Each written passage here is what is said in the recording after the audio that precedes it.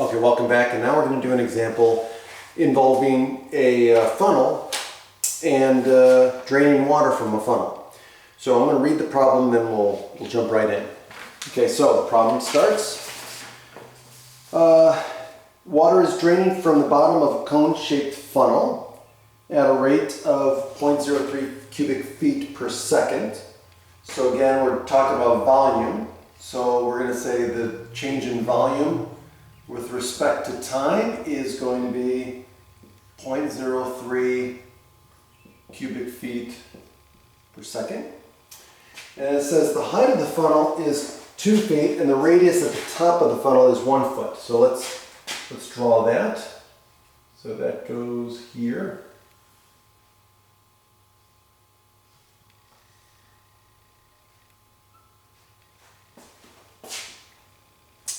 And so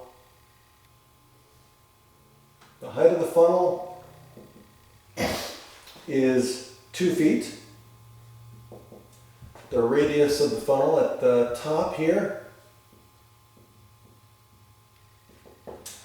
is 1 foot, right?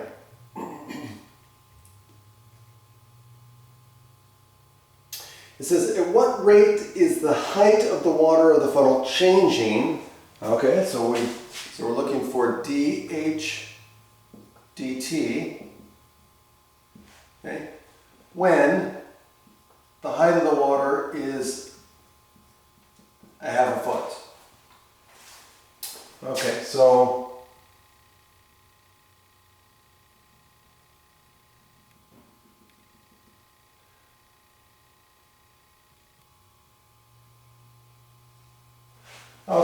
let's the dotted lines be the water level. And of course, the water is draining from the bottom at a rate of dVTD. Okay? And then of course the height, right? The height here, that's changing dH dt, right? And this has a height of h, right? So let's just get rid of this. That's 2 feet. This is 1 foot, right? And then of course the radius of the water is r, and the height of the water is h, right? Okay.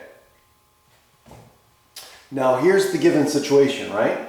So remember, we got a picture, so we're step one. We wrote down the information, right? So we're letting h denote the height of the water in the funnel and r denote the radius of the funnel at its surface. And volume, v denote the volume of water. Okay? Okay, so now we're also given dH dt. Right, or no, we're not given dH dt, we're given dV dt.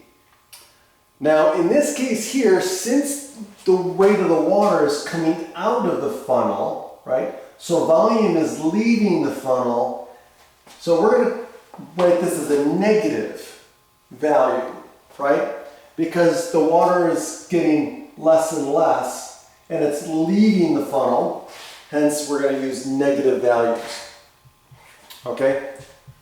Now, we would also expect that the height is decreasing. So the rate of the height is also going to be negative because it's getting smaller. So I'm going to anticipate that we're going to get a negative rate for dH dt. Okay? So again, always think, is my answer going to make sense?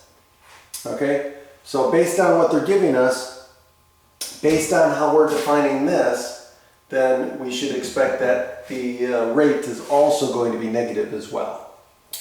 Now,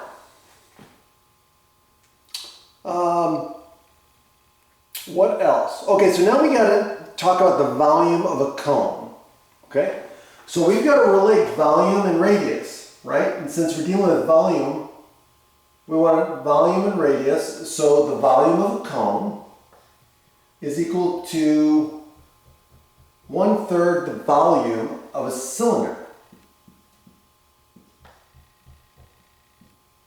The volume of a cylinder is given by the area of one of its sides multiplied by the height.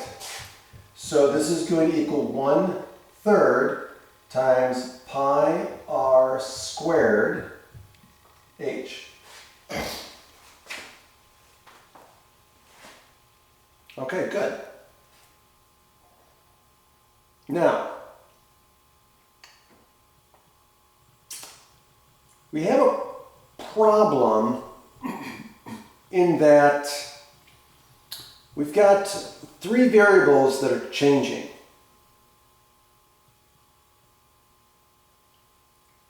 Okay?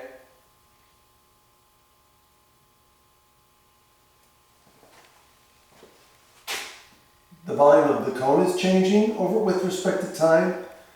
The radius of the water level, the radius at the top here, is changing with respect to time. And the height of the water is changing with respect to time.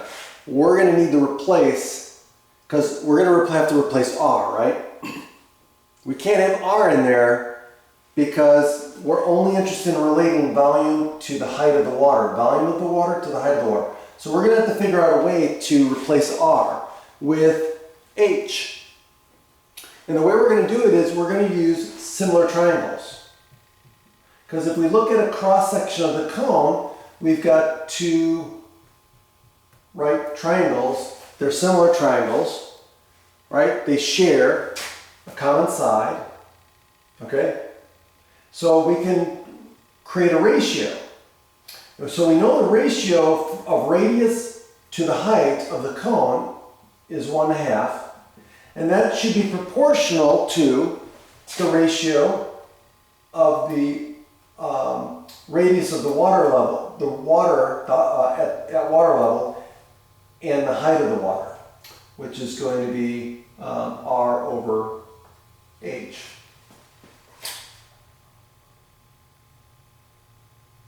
And so that means we can define r in terms of h like so.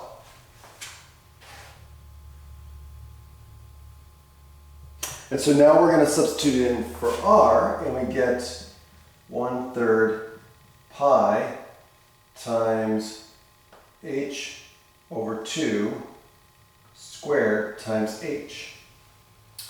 And so then we simplify it, and it's going to be 1/3 pi times h squared over 4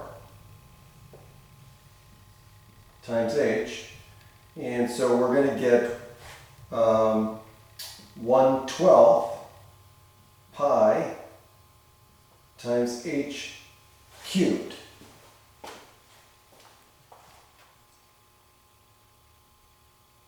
Is that right?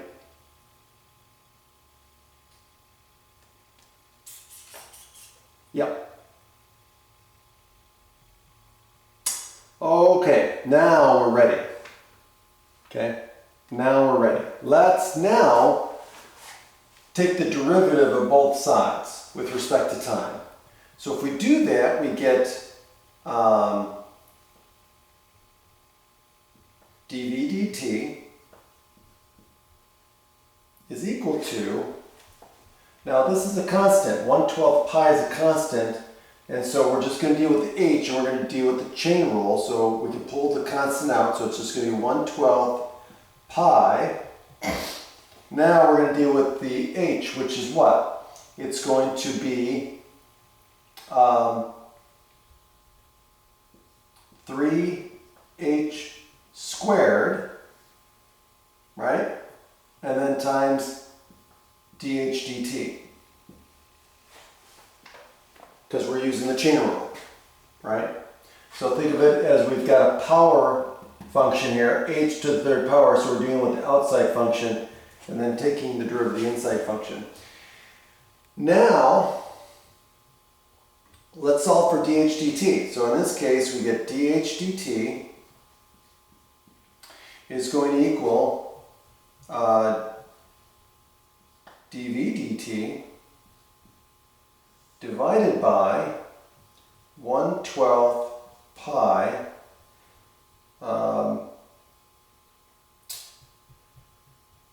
This 3 and 12 are going to cancel, so this will be 3/12, which is the same as 1/4 pi. And then this is going to be h squared. All right. And so we can flip the 1/4 up to the numerator. So that'll make this 4. So we can write it that way. And so now this is our equation so far. Now what we have to do is use the information given to us. Okay, h is equal to 1/2. dv dt is equal to negative 0.03. Everything else we know. So let's plug and chug. So this will be 4 times negative 0.03. And of course, cubic feet per second divided by pi times h squared. H is 1/2 squared. H is measured in feet, right? So this is going to give us feet squared.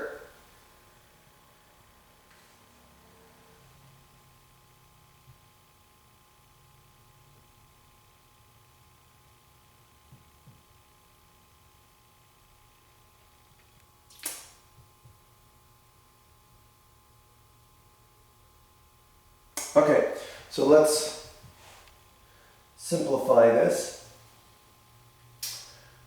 This is going to be 1/4, right? 4 divided by 1/4, that's the same as 4 times 4, so that's going to give us 16 times negative 0.03 over pi, right?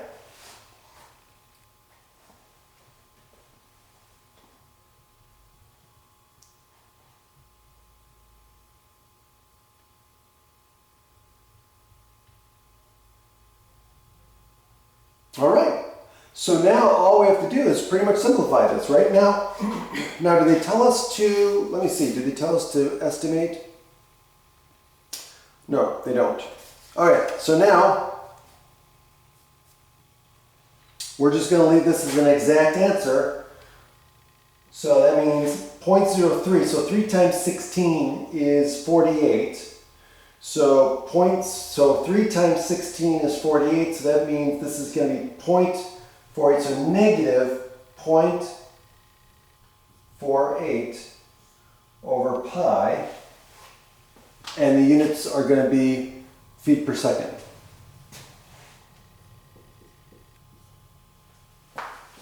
So that is the change, excuse me, the change in height with respect to time when the height of the water is 1/2 foot. Okay?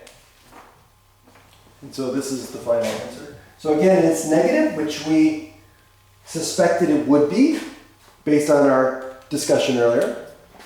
And that's it. That's the answer. Now, if they would have said, estimate the change in height with respect to time up to, let's say, 3 decimal places, then you could say negative 0.153 feet per second. Okay, but since they didn't, we'll just leave it in this form. Okay, have a great day.